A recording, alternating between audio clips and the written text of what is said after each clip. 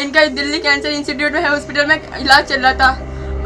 पिछले एक साल से ना कैंसर की बीमारी थी, पर कोई ट्रीटमेंट नहीं दिया गया। कितने हॉस्पिटलों में, कितने प्राइवेट सरकारी हॉस्पिटलों में इनका इलाज करवाया, दर दर तक का खाए, मगर किसी ने नहीं सुना। किसी भी हॉस्पिटल में किसी प्रकार का भी इलाज नहीं मिला। आज ये एक्सपायर हो गए, आज ये मर गए, इन्हें किसी ने नहीं देगा कुछ भी। इनके छोटे छोटे बच्चों को क्या होगा? दिल्ली सरकार कहाँ है? दिल्ली सरकार कहाँ है जो आज नहीं देख पा रही? हमें तो ये नहीं समझ में आता है ये कैसे पॉसिबल है कि एक अस्पताल में जहाँ केजरीवाल जी इतनी बड़ी बड़ी अपीलें कर रहे हैं कि दिल्ली की स्वास्थ्य व्यवस्था इतनी मजबूत है, कोरोना से लड़ने के लिए हमारे इंतजाम इतने अच्छे हैं, वहाँ पे ऐसे बड़े अस्पताल जो कि स्पेशली कोरोना के लिए बने हैं, ऐसी लापरवाही कैसे कर सकते हैं? आदाब, मैं मोहम्मद अमजद अली और आप देख रहे हैं prime time. Delhi cancer hospital के ज़ेरे इलाज एक critical cancer patient Irfan Ali corona के आने के बाद से डीएससीए की जानिब से लापरवाही का शिकार हो गए। डीएससीए की जानिब से हॉस्पिटल में भर्ती करने से इनकार पर और इलाज करने से इनकार पर इरफान अली की हालत बिगड़ती गई और बिल आखिर उनकी मौत वाक़ई हो गई। मरहूम के अफराद ख़ानदान ने केजरीवाल हुकूमत को इसका ज़िम्मेदार ठहराया है। मरने वाले के छोटे छोटे बच्चे हैं, अब इनका क्या होगा खुदा जाने। ये बड़ी ही अफसोसनाक और दुखदायक खबर है। सुनिए इस लड़की ने क्या कहा है। इरफान अली दिल्ली कबीर नगर में रहते हैं। इनका दिल्ली कैंसर इंस्टीट्यूट में हॉस्पिटल में इलाज चल रहा था। पिछले एक साल से ना कैंसर की बीमारी थी, पर कोई ट्रीटमेंट नहीं दिया गया। कितने हॉस्पिटलों में, कितने प्राइवेट सरकारी हॉस्पिटलों में इनका इलाज करवाया, दर दर तक का खाए, मगर किसी ने नहीं सुना। किसी भी हॉस्पिटल में किसी प्रकार का भी इलाज नहीं मिला। आज ये एक्सपायर हो गए, आज ये मर गए, इन्हें किसी ने नहीं देगा कुछ भी। इनके छोटे छोटे बच्चों को क्या होगा? दिल्ली सरकार कहाँ है? दिल्ली सरकार कहाँ है जो आज नहीं देख पा रही? ऐसी कितने इलाज क्यों नहीं कर रही है जो कोरोना के पीछे पड़ गई? कोरोना के चक्कर में इतने सारे कैंसर वाले हॉस्पिटल वाले सब मर रहे हैं, बेचारे पेशेंट इतने मर रहे हैं, इनका कौन देखेगा? हम किराए के मकान में रहते, हमारा पास कुछ भी नहीं है, सहारा किसी का नहीं। एक सहारा था, ये भी मर गया, ये भी नहीं रहा। कैसे करेंगे, कैसे चलेगी? सरकार कहाँ है? इनके छोटे छोटे बच्चे हैं, कमाने वाला कोई नहीं है हमारा। इनका ही सहारा था, ये भी बिछड़ गया। उन्होंने कोई ट्रीटमेंट नहीं दिया, बस एक सिरप के अलावा कुछ और नहीं मिला वहां से हमें किसी। ये जो इनका इंतकाल हुआ है आज केजरीवाल की वजह से हुआ है, केजरीवाल की तरफ से हुआ है। सरकार ने कुछ नहीं कहा। एक साल से कहते कहते थक गए कि ट्रीटमेंट दे दो दे दो दे दो, मगर किसी ने किसी भी तरह का ट्रीटमेंट नहीं दिया। आज जो भी है केजरीवाल की तरफ से, केजरीवाल ने करा जो भी करा। ये ऐसी सरकार को कोई फायदा नहीं, सब खत्म कर दिया जाए। कौन देखेगा ही नहीं। हमें मदद चाहिए, अब हमें किसी तरह का हमें कुछ चाहिए, हमारी मदद करो। हमें मदद चाहिए दिल्ली सरकार से, या फिर हमें नौकरी चाहिए। हमें कोरोना महामारी के आने के साथ ही हेल्थ डिपार्टमेंट की तमाम तर तवानाइयाँ कोरोना बीमारी से लड़ने में ही सर्फ हो रही हैं। ये बारहा सुनने में आ रहा है कि दूसरे जो क्रिटिकल पेशेंट्स हैं उनके इलाज का कोई इंतज़ाम नहीं है और इस पर कोई तवज्जो नहीं दी जा रही है। ये न सिर्फ दिल्ली सरकार को बल्कि हिंदुस्तान के तमाम रियासतों के हुकूमतों को इसका जवाब देना होगा कि क्या आप हार्ट पेशेंट्स, डायबिटीज़ के पेशेंट्स और कैंसर पेशेंट्स, इस किस्म के नाजुक पेशेंट्स जो इलाज के मुंतज़िर रहते हैं, उन्हें इलाज की ज़रूरत रहती है, क्या खातिर ख्वाह इस पर तवज्जो दी जा रही है या फिर कोरोना पर ही पूरा फोकस है और इन्हें नज़रअंदाज कर दिया जा रहा है, जिसकी वजह से ये पेशेंट की मौत वाक़ई हुई। दिल्ली में पेश आए एक और वाक़े में नॉर्थ ईस्ट दिल्ली में रह रहे चौहान मांगर इलाके के एक ख़ानदान में एक शख्स अचानक बीमार पड़ जाता है और उसे दिल्ली के बड़े बड़े अस्पतालों में भर्ती करने की कोशिश की जाती है, पर तमाम अस्पताल उसे शरीक करने से इनकार कर देते हैं। बिल आखिर LNJP हॉस्पिटल में शाम में भर्ती किया जाता है। हॉस्पिटल में पेशेंट को भर्ती करने के साथ ही उसके वेंटिलेटर पर रख दिया जाता है और अटेंडेंट्स को डॉक्टर्स कहते हैं कि अब आपको यहाँ ठहरने की ज़रूरत नहीं है। पेशेंट घर चला जाता है। रात में तकरीबन 8 बजे हॉस्पिटल से फ़ोन आता है और पेशेंट की मौत की खबर दी जाती है। मरहूम के लोग डेड बॉडी हासिल करने के लिए हॉस्पिटल पहुंचते हैं तो हॉस्पिटल से जवाब ये आता है कि आपके जो जिनकी मौत वाक़ई हो गई है उनकी कोरोना की रिपोर्ट कल आएगी, उसके बाद आप ले जा सकेंगे। फिर दूसरे दिन पहुंचते हैं तो कहते हैं कि अभी रिपोर्ट नहीं आई, फिर टहला देते हैं, हालांकि वो आदमी रोज़े से है, इसका कोई ख्याल नहीं रखा गया। फिर 3 दिन हो गए, उसके बाद ये सुनने को आता है कि पेशेंट का सैंपल ही नहीं लिया गया। अब जब आप पहले ये कह चुके थे कि कल आपके पेशेंट की कोरोना रिपोर्ट आने वाली है, तो बगैर सैंपल लिए के रिपोर्ट कैसे आने वाली थी? हॉस्पिटल्स की जानिब से कहीं ये मुजरिमाना गफलत तो नहीं है, या फिर कहीं कोई साजिश तो नहीं चल रही है कि कोई भी किसी भी बीमारी से मरो उसे कोरोना रिलेटेड डेथ करार दिया जाए? कहीं WHO से मार्क्स हासिल करने या पॉइंट्स बढ़ाने का चक्कर तो नहीं है? ये बड़े संगीन इल्ज़ामात हैं। तमाम सरकारों को इसका जवाब देना होगा। इस पेशेंट के मामले में बिलखुसूस केजरीवाल सरकार को इस बारे में जवाब देना होगा। सुनिए इनके अरकान ख़ानदान ने क्या कहा है। अस्सलाम वालेकुम, मेरा नाम अक्सर काजमी, मैं दिल्ली नॉर्थ ईस्ट दिल्ली के चौहान बांगर एरिया में रहती हूँ। हम आजकल हम जैसे कोरोना वायरस का माहौल चल रहा है पूरी दिल्ली, पूरे इंडिया में। मेरे ताऊ जी, मेरे बड़े पापा, किसी भी उनमें कोई कोरोना का सिम्टम्स नहीं था, कोई कोरोना का सिम्टम नहीं था उनमें। 11 तारीख की सुबह में उनकी अचानक तबीयत बिगड़ी तो हम उन्हें दिल्ली के बड़े अस्पतालों में लेके गए, जैसे RML, एम्स, सफदरजंग। वहां पर किसी भी अस्पताल ने उन्हें अटेंड नहीं करा, एडमिट नहीं करा। बाद में सुबह 12 बजे से लेके चलते चलते शाम को 5 बजे LNJP हॉस्पिटल ने उन्हें एडमिट करा गया। वहां पे उन्हें लिया और लेने के बाद उनको इमीडिएटली वेंटिलेटर पर रखा गया। वेंटिलेटर पर रखने के बाद मेरे भाइयों को जो उन्हें लेकर गए हुए थे उन्हें बोल दिया गया कि आपको अब यहाँ से जाइए, आपको यहाँ पे कोई काम नहीं है और जो सिचुएशन चल रही है उसके चलते हम आपको यहाँ पे रुकने की परमिशन नहीं दे सकते। ये सुनकर मेरे भाई हमारे बड़े पापा को, अपने पापा को LNJP हॉस्पिटल में डॉक्टरों के हवाले करके घर वापस आ गए। घर वापस आते ही 8 से 8:30 बजे के बीच में हमें हॉस्पिटल से कॉल आया कि आपका पेशेंट की डेथ हो चुकी है, वो अब इस दुनिया में नहीं रहे। आप कल तक उनकी कोरोना की रिपोर्ट आ जाएगी, आप कल उनकी बॉडी को यहाँ से लेकर जा सकते हैं। मतलब 12 तारीख को, 12 तारीख की सुबह में ही मेरे सारे भाई उनको लेने गए, बड़े पापा को अस्पताल से लेने गए। लेकिन वहां पे जाके पता चलता है कि वहां पर उनकी कोरोना की रिपोर्ट नहीं आई है। पूरा दिन रोजे में भूखे प्यासे वो अस्पताल के कभी मॉर्चरी से लेके कभी माइक्रोबायोलॉजी लैब के चक्कर काटते रहे पूरा दिन, लेकिन अंत उनका निराशा के साथ ही हुआ। उनको बाद में आखिर में उनको यही बोला गया कि आपकी रिपोर्ट आज नहीं आई है तो हम आपको आज बॉडी नहीं दे सकते, आप कल आइए।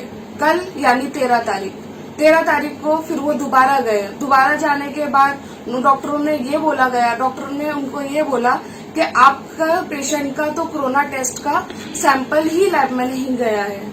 2 दिन के पूरे इंतजार करने के बाद भी जब डॉक्टर ये बोल रहे कि आपका सैंपल ही नहीं लिया गया है, तो हम चौथे दिन सुबह में डॉक्टर यानी 14 तारीख की सुबह में डॉक्टर सैंपल लेंगे, जबकि बड़े पापा को डेथ हुए 3 दिन हो चुके होंगे। उसके बाद वो उनकी बॉडी से सैंपल लेंगे, फिर उसे टेस्ट के लिए भेजेंगे। हमें तो ये नहीं समझ में आता ये कैसे पॉसिबल है कि एक अस्पताल में जहाँ केजरीवाल जी इतनी बड़ी बड़ी अपीलें कर रहे हैं कि दिल्ली की स्वास्थ्य व्यवस्था इतनी मजबूत है, कोरोना से लड़ने के लिए हमारे इंतजाम इतने अच्छे हैं, वहाँ पे ऐसे बड़े अस्पताल जो कि स्पेशली कोरोना के लिए बने हैं, ऐसी लापरवाही कैसे कर सकते हैं? जहाँ पर 2 दिन बाद बोल दिया जाता है कि आपके पेशेंट की हमने कोरोना के सैंपल ही नहीं लिए तो और उसके चलते हम आपको बॉडी नहीं दे सकते। और 3 दिन बाद कोई भी अस्पताल कैसे बोल सकता है, कोई भी स्वास्थ्य कर्मचारी कैसे बोल सकता है कि जिस इंसान की मौत हुए 3 दिन हो चुके हैं वो उस बॉडी के में से कोरोना के लिए सैंपल 3 दिन बाद लेगा? ये सब कैसे मुमकिन है? और ये कैसी सरकार है, कैसा सिस्टम है अस्पताल का कि वो एक कोरोना की किसी एक पेशेंट की कोरोना टेस्ट की सैंपल ही खो दे? ऐसा कैसे पॉसिबल है? अब हम क्या करें, हमें नहीं समझ आ रहा। हमने बड़े से बड़े जगह पे बात कर ली, अस्पताल के HOD तक बात कर ली, हर डिपार्टमेंट में बात कर ली, लेकिन हमारी कोई नहीं सुन रहा। हमें नहीं समझ आ रहा हम क्या करें। हमारे पास और कोई चारा नहीं बचा सिवाय आम लोगों तक पहुंचने के, अपनी बात आम लोगों तक रखने के, ग्राउंड लेवल रियलिटी अस्पतालों की आप तक पहुंचाने के। हमारे पास कोई और चारा नहीं है। हम सिर्फ केजरीवाल जी से यही गुजारिश करते हैं कि हमारी मदद करें, हमें बताएं, क्योंकि हमें कुछ नहीं चाहिए। हम ये चाहते हैं कि हम अपने बड़े पापा को अस्पताल से लेकर आ सके और उनकी आखिरी रस्मों रिवाजों के साथ उनको दफन कर सके, ताकि उनको भी सुकून मिल सके और हमें भी सुकून मिल सके। हम उनके लिए दुआ कर सके और उनको इस दुनिया से विदाई दे सके। हमें और कुछ नहीं चाहिए। चाहे तो अगर केजरीवाल जी चाहते हैं, जो भी नॉर्म्स हैं, मेडिकल नॉर्म्स हैं, हम घर में क्वारंटाइन होने के लिए तैयार हैं। हमें रिपोर्ट नहीं चाहिए। हम बिना रिपोर्ट के ही घर में क्वारंटाइन होने के लिए तैयार हैं। हम बस केजरीवाल जी से ये गुजारिश करते हैं कि हमें हमारे बड़े पापा को घर पे वापस लाने दें और उनको आखिरी वक्त में उनको इस दुनिया से अच्छे से विदा कर सके। कोरोना वायरस के आने के साथ ही केजरीवाल सरकार ने कोरोना से लड़ने के लिए बेहतरीन इंतजाम कर रखे हैं, मगर ग्राउंड लेवल पर काम सही नहीं हो रहा है। तो इस बारे में केजरीवाल साहब को तवज्जो देने की ज़रूरत है। ठीक उसी तरह लॉकडाउन के शुरू होने से लेकर केजरीवाल सरकार पहली सरकार है मेरे ख्याल से जिन्होंने माइग्रेंट लेबरर्स की मुश्किलात पर तवज्जो दी और उन्हें मुफ्त में खाना खिलाने की स्कीम सबसे पहले केजरीवाल सरकार ने शुरू की। ये बड़ा अच्छा इक़दाम रहा केजरीवाल सरकार का।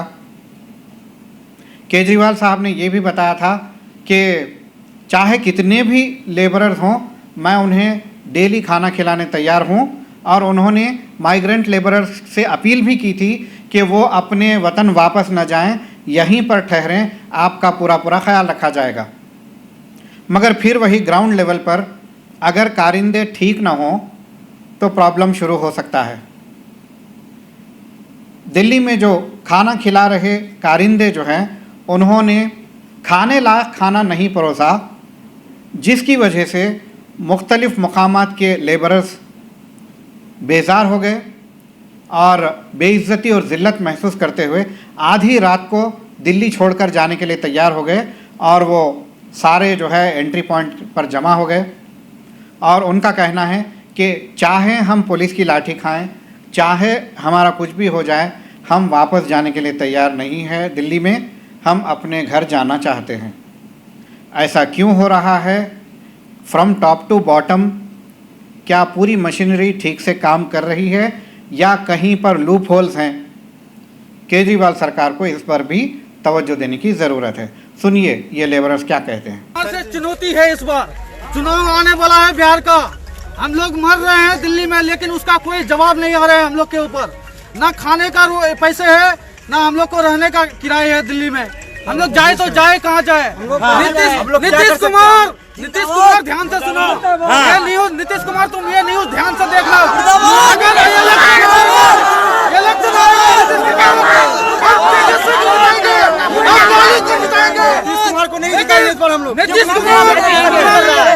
तुम्हारा अगर कोई भी MLA MP हमारे स्टेज में आएगा उसको हम चुनौती देंगे। नीतीश कुमार, हम भूखे मरे। तुम यहाँ योगी सरकार बोल रहा है, यूपी सरकार, मध्य प्रदेश सरकार बोल रहा है, महाराष्ट्र सरकार बोल रहा है प्रवासी मजदूर के लिए, लेकिन नीतीश कुमार का कोई मुंह से जवाब नहीं आ रहा है। प्रवासी मजदूर सबसे ज्यादा बिहार का है। दिल्ली में 20 लाख प्रवासी मजदूर फंसे हुए हैं। सहायता नहीं मिल रहा है। हम लोग नीतीश कुमार को बार-बार रिक्वेस्ट कर रहे हैं, बुला ले, हम लोग को बिहार बुला ले, फिर भी नहीं बुला रहे नीतीश कुमार। पता नहीं हम लोग के ऊपर क्या हम लोग किए हैं, उसका तो कुछ समझ में नहीं आ रहा। बहुत दिक्कत हो रहा है जी। 4-5 दिन से जो है हम लोगों को पहले तो खाना वगैरह सही मिल रहा था, अब ऐसे मिल रहे हैं कि खाना मतलब खाली हल्दी और चावल में मिला देते हैं, खाया भी नहीं जाता है। और आज 3 महीना हो गया, 3 महीने से दिक्कत हो जाएगी। हम टिकट बना रहे हैं, टिकट भी नहीं बन पा रहा, और जो टिकट का किराया इतना, ये जो है सरकार क्या अमीरों का है? जो राजधानी में जाएंगे वही जा पाएंगे, हम मजदूर लोग नहीं जा पाएंगे क्या घर? ये बात बताइए। हम ये कैसे? और हम लोग बुकिंग भी खोलते हैं, नहीं खुल पाता है करके भी किसी तरह से पैसा इकट्ठा करते हैं कि ताकि टिकट बन जाए, हम घर पहुंच जाए। मगर हमारा बुकिंग जो खोलने जा रहे हैं 1 मिनट भी खुल नहीं पा रही है। पता नहीं कैसे कैसे काला जो कानून है हाईजेक करके लोग जा रहे हैं, अमीर आदमी पैसे कमा करके। हम लोग IRCTC वेबसाइट खोलते हैं, 30 सेकंड में टिकट खत्म हो जाता है, वेटिंग लिस्ट में हो जाता है। नहीं मिलता है हम लोगों को। विदेश से आदमियों को ला सकता है, अपने देश से अपने स्टेट में नहीं ले आ सकता नीतीश कुमार। बताइए बताइए, क्या हम लोग क्या मजदूर है क्या? मजबूर हो गए ना। आज मजदूर नहीं होते तो नीतीश कुमार पैसे वाले होते तो वो लेके आता आवाज। 15 मजदूर देखो रेलवे में कट गया, यहाँ बैठो यहाँ आओ तो पुलिस वाले नहीं जाने दे रहे, वहाँ जाओ तो कोई और भगा रहे हैं, कमरे में जाओ तो कमरे वाले भगा रहे हैं, कमरे वाले लोग डर के मारे कभी लाइट काट देते हैं। तो पहले ही घर भी दिया जाता, अब हम लोग 2 महीना या 1.5 महीना लॉकडाउन में सड़ गए, जितना पैसे थे सब खा लिए। हम लोग अब सर हम लोग के पास खाने पीने का कोई भी व्यवस्था नहीं है। अब हम लोग को सिर्फ हमारी मांग है कि हमको टैलेंट दिया जाए, लोगों को कुछ नहीं चाहिए। अपना गाँव जाना है, कटिहार जिला का हम लोग रहने वाले हैं, जो भी है अपने अपने क्षेत्र का जो भी, हम लोग को सिर्फ घर जाना है, हम लोग को टैलेंट दिया जाए और कुछ नहीं। हम लोग को दिल्ली में खाना पीना जो भी है, हम लोग अपना गांव में मरेंगे, भूखा भी मरेंगे तो अपना गांव में मरेंगे, लेकिन हम लोग को सिर्फ हम लोग को सिर्फ बस या ट्रेन जो भी हो हम लोग को वो दिया जाए कि हम लोग अपना घर जाए, कुछ दिया नहीं जाए। मैं ये कहना चाहता हूँ सरकार से कि सिर्फ सरकारों की माँ बाप है, हम गरीबों के माँ बाप नहीं है क्या? हमारे माँ बाप नहीं है क्या? सिर्फ अमीरों के माँ बाप, हम गरीबों के माँ बाप नहीं है क्या? हमारे माँ बाप नहीं रो रहे गाँव में क्या? तो हम यहाँ इससे अच्छा कि कोरोना से मरे, भूख मरे, हम लोग को आप ट्रेन में बिठा दीजिए, नहीं तो हम लोग यही मर जाएंगे। आज हम लोग यहाँ से जाने वाले नहीं है, हम लोग को ट्रेन मिलना चाहिए, हम लोग कोई नहीं जाएंगे यहाँ से, यही मरना है, हम लोग सबको यही रहना है। यहाँ से जाने के लिए ट्रेन, बिहार के लिए जाने के लिए ट्रेन नहीं मिलेगी जब तक हम यहाँ से हटने वाले नहीं है सर, क्योंकि हमारा दिल रोता है सर, हमें खाने के लिए हम तरस रहे हैं सर, मकान मालिक हमें भगा रहे हैं सर, हम कहाँ जाए सर बताइए? सरकार तो अमीरों की है, हमारी क्या सरकार है? 3000-4000 रुपए ले रहे हैं, वो अमीरों को भेज रहे हैं, ट्रेन से स्पेशल ट्रेन चला रहे हैं, हमारे लिए क्या कर रहे हैं? हमारे पास 4000-5000 रुपए है नहीं कि मैं टिकट बना के जाऊँ, उस पर भी वो कौन सी वेबसाइट खोले हैं, उस पर हमें बनाना नहीं आता सर टिकट, हम कहाँ से बनाए? गरीब मजदूर क्या करेंगे हम बताओ?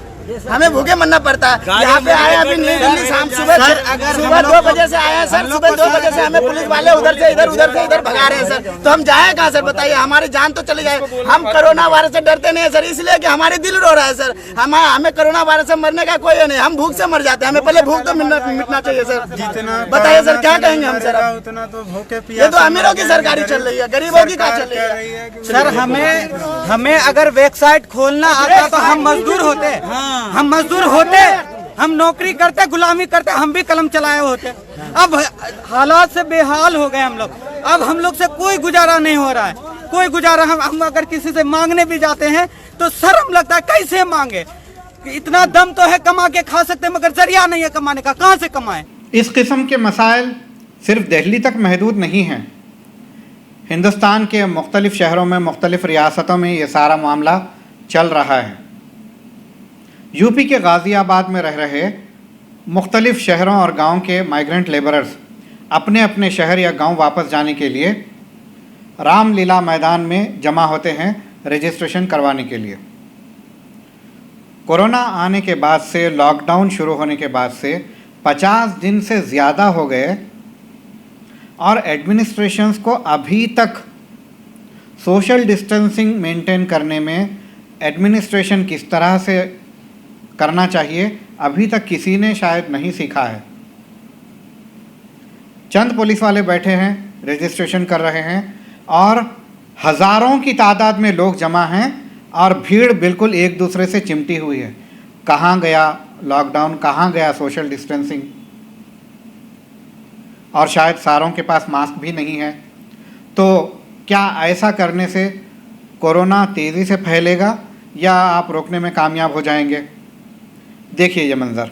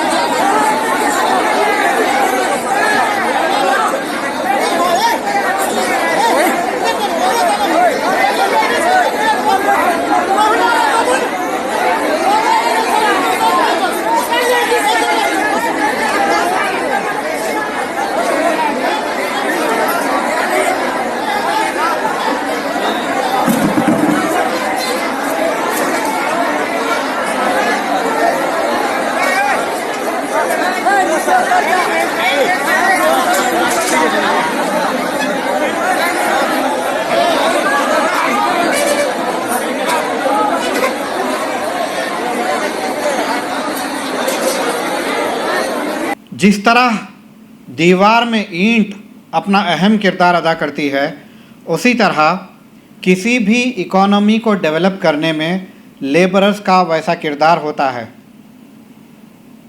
ये सारी शान व शौकत, ये शहरों की बड़ी बड़ी इमारतें, ये बेहतरीन इंफ्रास्ट्रक्चर लेबरर्स की ही देन है।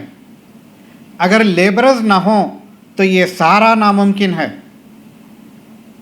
ऑफिसर्स अपने एसी कमरों में बैठकर ये सारा मुमकिन नहीं बना सकते हैं जो लेबरर्स अहम किरदार अदा करते हैं। फिर भी उन्हें अभी भी इनसिग्निफिकेंट करार दिया जा रहा है। चूँकि वो डेली वेजेस पर काम करते हैं, नाजुक हालात में जब कभी भी कमाई बंद हो गई वो परेशान हो जाते हैं। ऐसे नाजुक हालात में अगर उनका साथ न दिया जाए तो इस तरह से रिवर्स माइग्रेशन का मामला होगा और फिर जब दोबारा मामूल पर हालात आ जाएंगे तो वो कैसे वापस आने का सोचेंगे।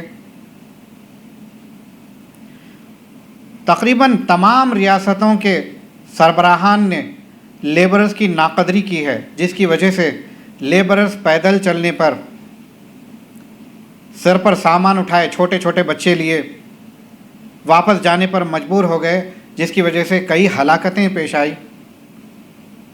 कोरोना से जितनी हलाकतें नहीं हुई जितनी इस किस्म के रिवर्स माइग्रेशन में हो रही हैं। कहीं पर कुछ थोड़ा बहुत काम हो रहा है तो कहीं पर बिल्कुल नज़रअंदाज कर दिया जा रहा है।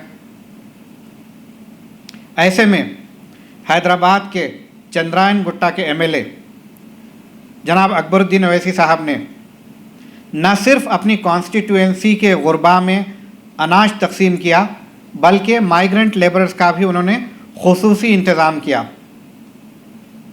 उन्होंने सैकड़ों राशन किट्स माइग्रेंट लेबरर्स में तकसीम किए। इतना ही नहीं, उन्होंने कहा है कि अभी भी कहीं से भी लेबरर्स की तरफ से अगर आवाज़ आती है हेल्प के लिए तो अकबरुद्दीन अवैसी ने कहा है कि मैं ज़रूर हेल्प करूंगा। मैं नहीं चाहता कि ऐसे इन हालात में, कठिन हालात में कोई सियासी गुफ्तगू करूं या सियासी बात करूं, लेकिन मगर इतना तो ज़रूर करूंगा कि कहूंगा कि वक्त के हुक्मरानों की नाकामी की निशानी है।